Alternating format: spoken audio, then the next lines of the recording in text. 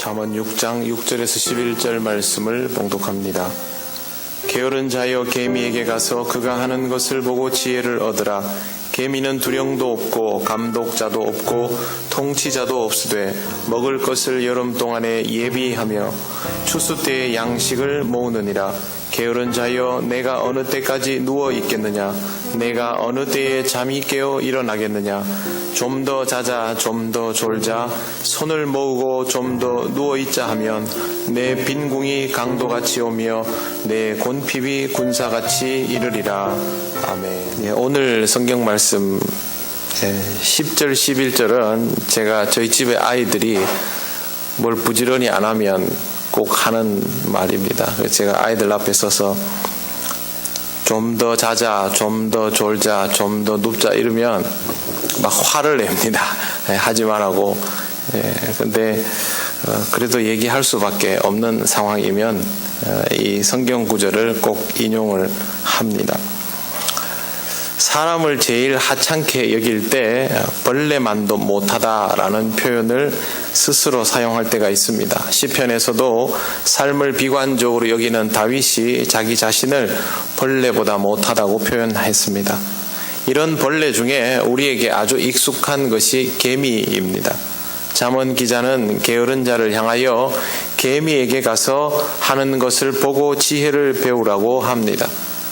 개미에게 배워야 한다면 개미보다 어리석다는 뜻입니다. 개미는 우리처럼 지식의 체계를 쌓고 문명을 발달시킬 수 있는 수준이 아닙니다. 본능에 따라 움직이고 자신의 기본적인 역할에 충실합니다. 인간이 개미보다 못하다 하면 그 이유는 본능이 요구하는 것에도 제대로 반응하지 못하기 때문입니다. 자기를 위한 기본적인 구실도 못한다면 개미에게 배워야 할 수밖에 없습니다. 게으름은 인간을 무너뜨립니다. 인간의 몸은 움직이지 않으면 문제가 생기도록 만들어져 있습니다. 꼼짝없이 누워있으면 욕창이 생기고 씹지 않으면 음식을 넘기지 못하고 먹지 않으면 결국 굶어 죽습니다. 근육이 없으면 운동을 하지 않으면 근육이 약화되어서 뼈를 지탱하지 못하게 됩니다. 골절을 입어본 사람은 기부스를 해봤을 겁니다. 그가 하고 있으면 그 부분이 금방 가늘어지는 것을 느낄 수가 있습니다. 환자들은 어쩔 수 없이 이런 상태에 이른 이들도 많지만 누군가가 도와주어야만 수명을 연장할 수 있습니다. 머리도 마찬가지입니다. 사람의 몸의 모든 부분은 퇴화하지만 뇌는 죽을 때까지 진보합니다. 다만 사용하지 않으면 무디어집니다. 가만히 두면 정말 바보가 됩니다. 하나님은 우리를 만드실 때부터 게으름을 용납하지 않으셨던 것입니다. 게으름은 결국 인간의 본성에도 위배되는 것입니다. 개미도 그렇게 하지 않습니다. 두령도 감독자도 없고 통치자도 없이 생존을 위해서 알아서 유기적으로 움직입니다. 새마을 운동할 때 여러분 구호 기억나십니까? 이거 알면 나이가 좀 든 거죠. 근면자조협동 기억나십니까?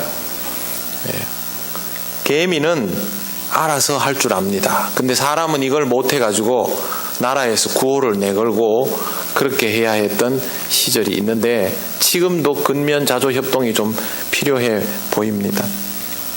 안타깝게도 우리 중에는 자기 자신을 위한 본능적인 부지런함조차 갖추지 못하고 살아가는 사람들이 의외로 많습니다. 게으름이 병이다라고 하면 여러분 어떻게 반응하시겠습니까? 이 일을 제기하고 싶은 사람 많을 겁니다. 하지만 정신과 의사들 중에서 게으름을 치료받아야 할 증세라고 말하는 분들이 여럿 있습니다. 삼성서울병원 정신의학과 윤세창 교수는 게으름으로 인하여 사고를 치지 않으니 천성이라고 생각하고 치료받을 생각이 없이 일생을 방치하는 사람들이 많은데 마음의 병에서 나오는 게으름은 치료받아야 한다라고 말합니다. 생활에 대한 의욕과 흥미를 상실하고 생각하고 움직이는 데 필요한 에너지가 줄어든 상태에 있는 사람은 게을러질 수밖에 없습니다. 우울증을 호소하는 환자들 중에 이런 유형이 특히 많습니다. 정신의학과 문요한이라는 교수님은 게으름은 일종의 선택장애 혹은 선택회피 증후군이라고 진단합니다. 게으름을 능동적으로 선택하는 사람은 게으름이 아니라 여유라고 부르는 것이 맞습니다. 하지만 그 외의 게으름은 도피어, 회피라고 말합니다. 똑같은 시간에 누워 있어도 자신이 마땅히 해야 할 것을 하고 또 다른 무언가를 하기 위해서 잠시 아무것도 하지 않는 그런 것들은 여유이지요. 그러나 정말 아무것도 하기 싫어서 아무것도 하지 않는 것은 그것과 다르다는 겁니다. 게으름의 대표적인 유형은 시작을 지연시키는 것, 약속을 어기는 것, 꾸물거리는 것, 은둔하는 것, 눈치 보는 것, 막판에 허둥지둥 서두르는 것, 벼락치기도 게으름입니다. 이런 다양한 형상으로 나타나지만 진행 과정은 모두 동일한 게으름이고 이것은 마지못해 선택했거나 아무것도 선택하지 않았기 때문에 일어나는 현상이라고 합니다. 게으른 사람들이 즐겨 사용하는 단어가 있는데요. 다음에, 내일부터, 좀 있다가 등입니다. 게으름은 단계적으로 진전이 되는데 상황을 부정적으로 지각하는 것이 우선이고 그 다음에 선택을 미루거나 회피하고 딴짓을 하거나 늑장을 부리고 자신의 행위를 합리화합니다. 이런 일들이 많아지면 그만큼 게으름의 병이 깊어지며 전문가의 도움이 필요하다고 정신의학과 교수가 조언을 합니다. 잠언에는 게으름에 대한 성경 구절들이 오늘 읽은 것 말고도 있는데요. 기가 차는 내용이 나옵니다.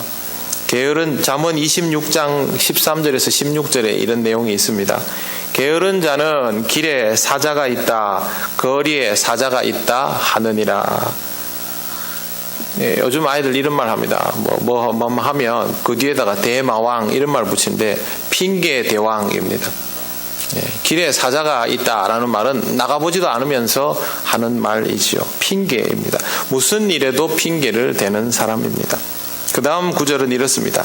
문짝이 들저기를 따라서 도는 것 같이 게으른 자는 침상에서 도느니라. 절대 침대에서 내려오지 않고 누워서 머리를 딱 붙이고 계속 몸만 이리저리 뒤축하는 그런 유형입니다. 예전 텔레비전은 요즘같이 리모컨이 아니고 로터리 스위치인데 저도 어린 시절 혼자 있을 때 누워서 텔레비전 보면서 발가락으로 이걸 이렇게 돌렸던 적이 있습니다. 게으름의 극치이지요. 잠을 자다가 추워서 일어나 보니 창문이 빼꼼히 열려 있습니다. 게으른 사람은 절대 그 창문을 닫으러 가지 않습니다. 이불을 더 뒤집어 씁니다. 오늘 이 구절과 똑같은 것이죠. 또 있습니다. 게으른 자는 그 손을 그릇에 넣고도 입으로 올리기를 괴로워하느니라. 씹기 싫어서 밥 안 먹는 사람, 귀찮아서 밥 안 하는 사람, 햇반도 있는데 그래도 안 먹는 사람입니다. 그리고 게으른 자는 사리에 맞게 대답하는 7사람보다 자기를 지혜롭게 여기느니라. 그래도 죽어도 자기가 옳다 합니다. 이런 상태가 되면 점점 악화가 됩니다. 조금 전에 언급한 문요한 교수가 쓴 굿바이 게으름이라는 책이 있는데 거기에 병적 게으름에 대한 진단표가 있습니다. 체크하실 분은 체크해 보셔도 됩니다. 1번, 지난 6개월 동안 게으름을 벗어나야 한다는 생각을 반복적으로 하고 있다. 2번, 너는 너무 게을러 라는 지적을 종종 받는다. 3번, 난 게을러서 못해 라며 맡겨진 일이나 할 일을 자주 피하고 있다. 4번, 게으름이 삶 전체의 영역으로 확산되고 있다. 5번, 삶의 지향성이나 목표가 없다. 내가 뭘 해야 되지? 이런 거 없다는 거죠. 6번, 즉각적 쾌락을 주는 대표적인 것을 말하자면 술, 쇼핑, 또 아이들 같으면 게임, 약도 마찬가지입니다. 약을 과하게 선호하는 것도 게으름입니다. 그건 아닌 것 같죠. 네, 그것도 게으름입니다. 이런 것들에 점차 중독되어 간다. 7번, 난 무능하기 때문에 실패할 수밖에 없다. 8번, 게으름에서 벗어나려는 시도가 번번이 실패했다. 9번, 대인관계를 피하고 점차 혼자 있는 시간이 많아지고 있다. 10번, 내 인생은 더 이상 희망이 없다. 집에 가서 혼자 몇 개 정도인지 한번 세어보시길 바랍니다.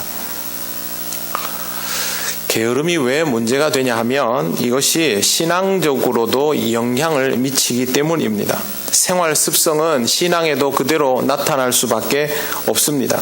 하나님을 사모하는 마음이 아무리 있어도 삶이 뒷받침되지 않으면 결국 게으름으로 인하여 하나님과 온전한 교제를 꾸준히 이룰 수 없게 되고 신앙은 물거품처럼 사라지게 됩니다.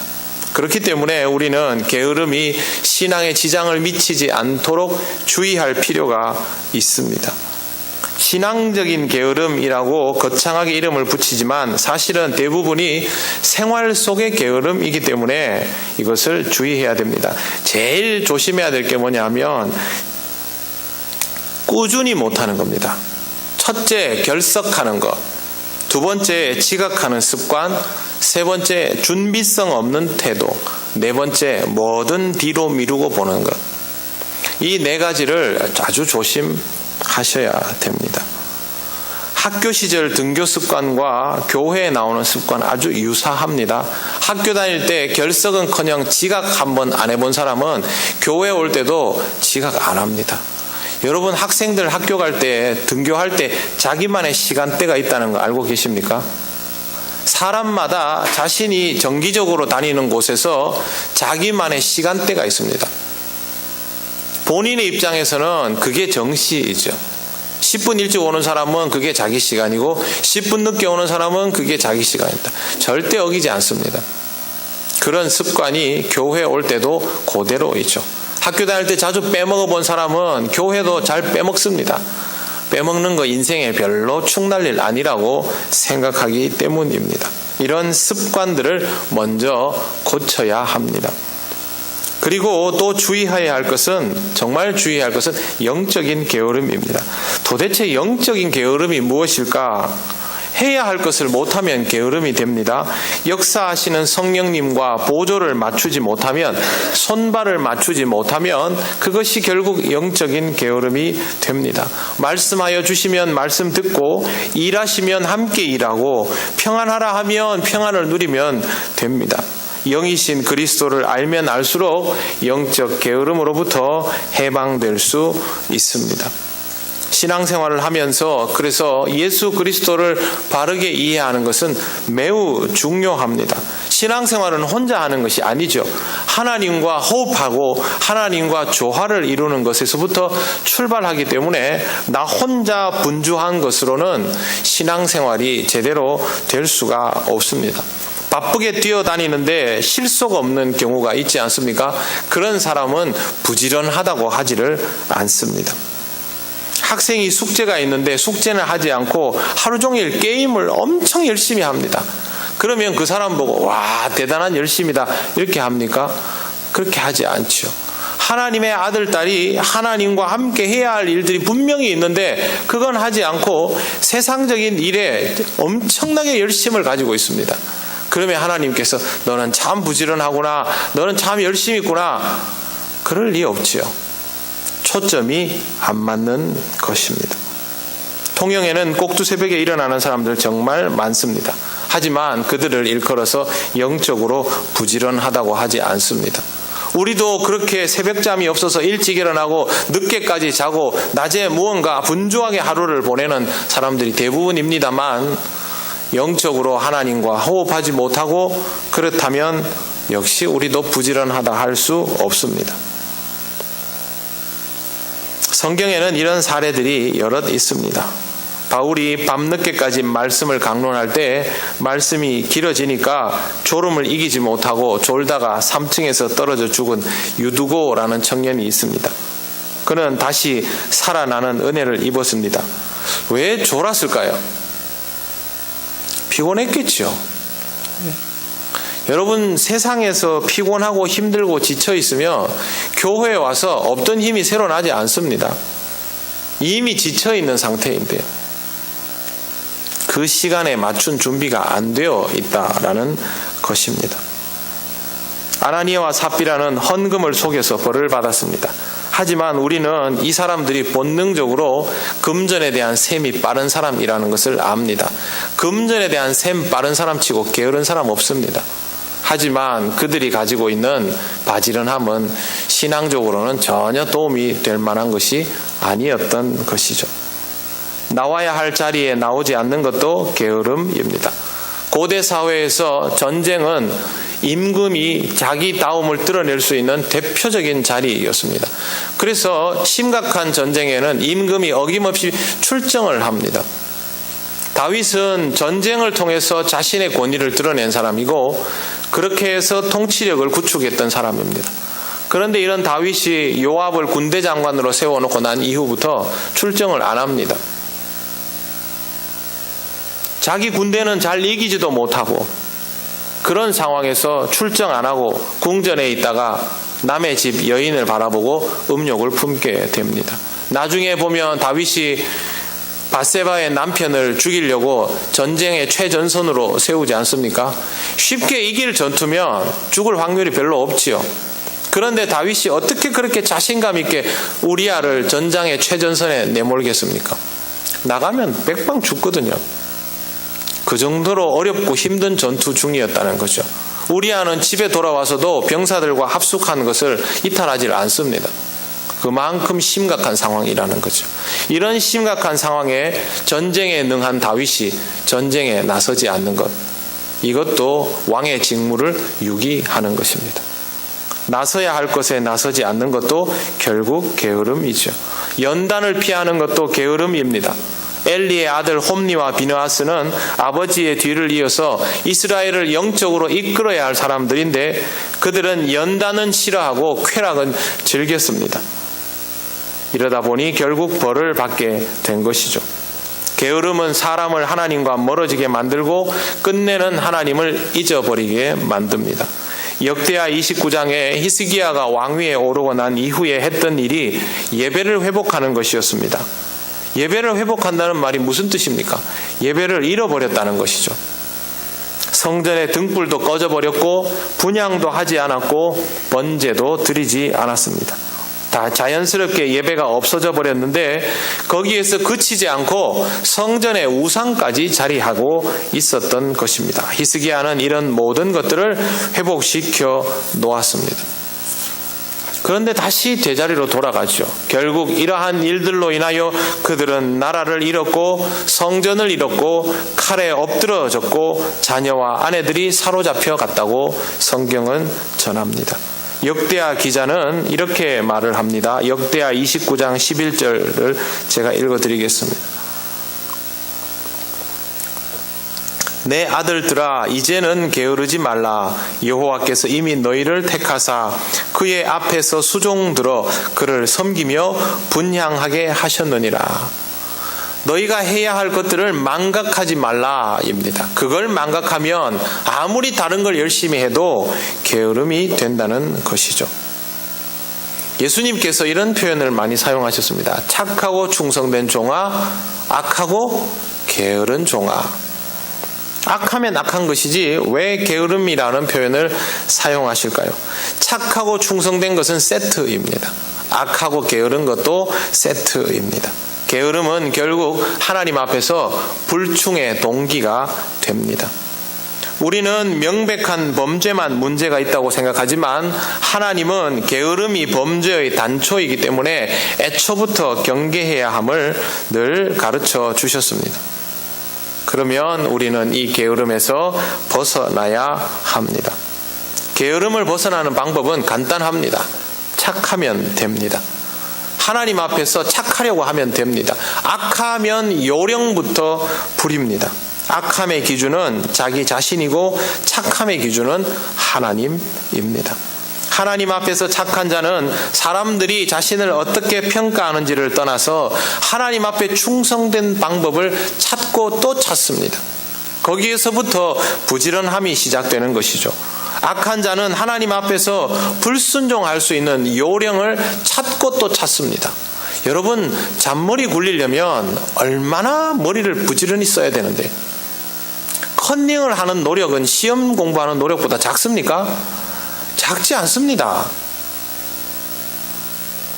그러나 그걸 가지고 부지런하다고 하지 않지요. 학교 다닐 때 컨닝하는 친구들, 이야, 정말 대단합니다.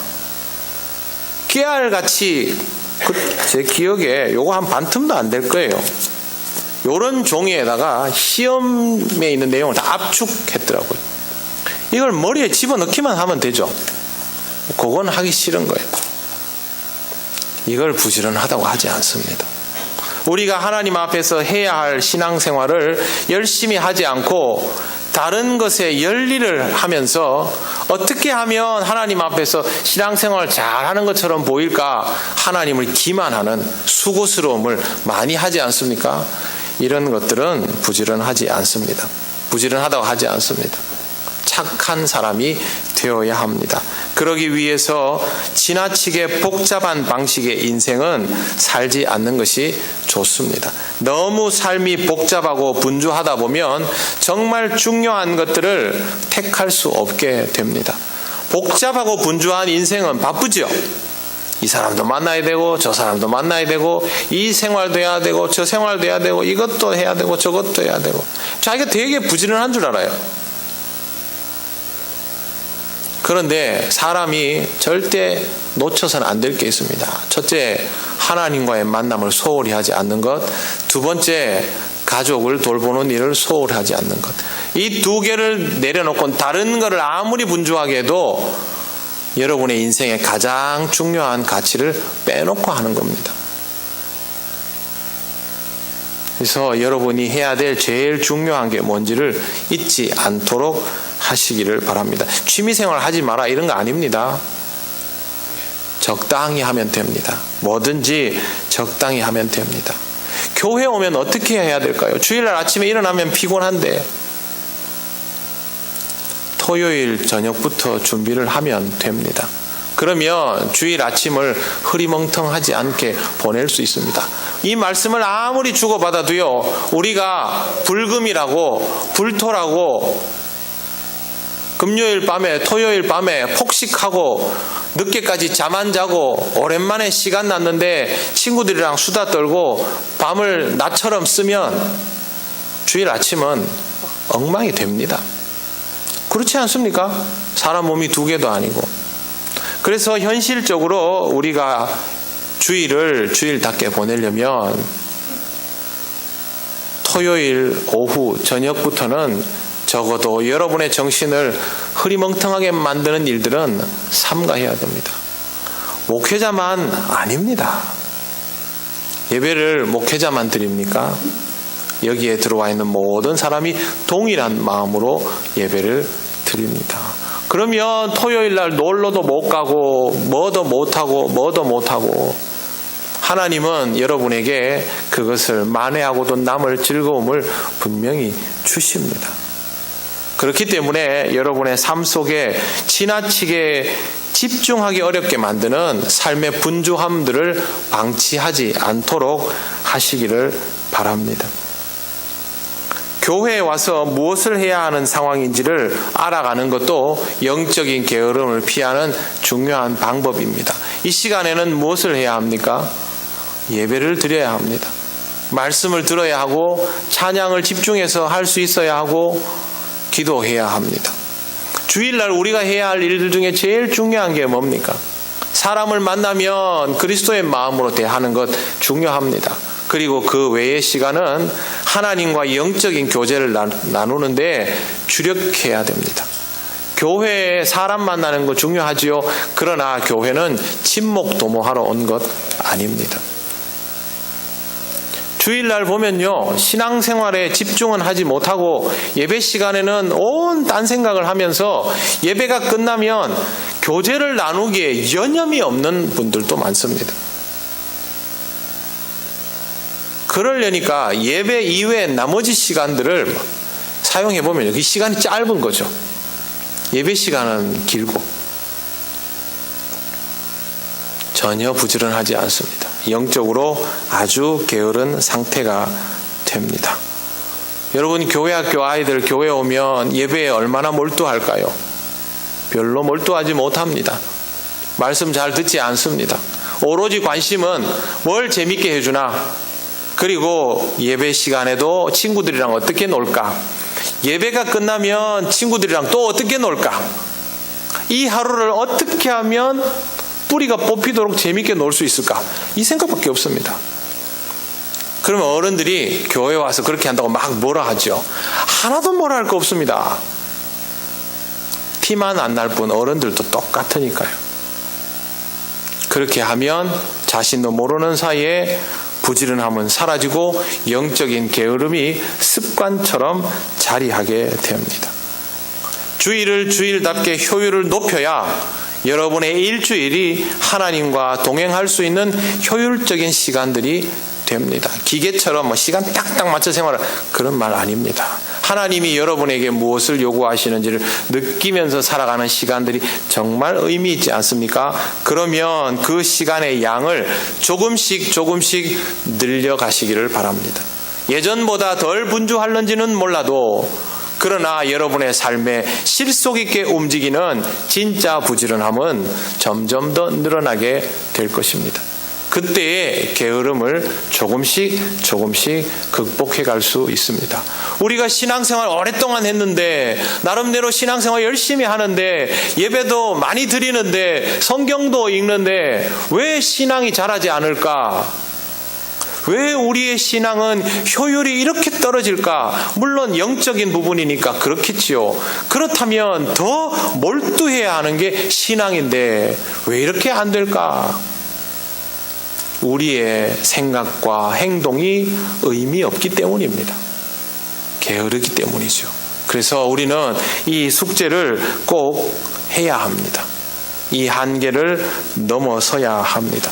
여러분 스스로에게 꼭 이야기하시길 바랍니다. 자기도 모르는 사이에 게으른 사람이 되어가고 있다 느끼면, 제가 저 자신에게 하는 것처럼, 또 제가 저희 집에 아이에게 하는 것처럼 성경 말씀을 스스로에게 읽어주시기 바랍니다. 좀 더 자자, 좀 더 졸자, 손을 모으고 조금만 더 누워있자 하면 내 빈궁이 강도같이 오며 내 곤핍이 군사같이 이르리라.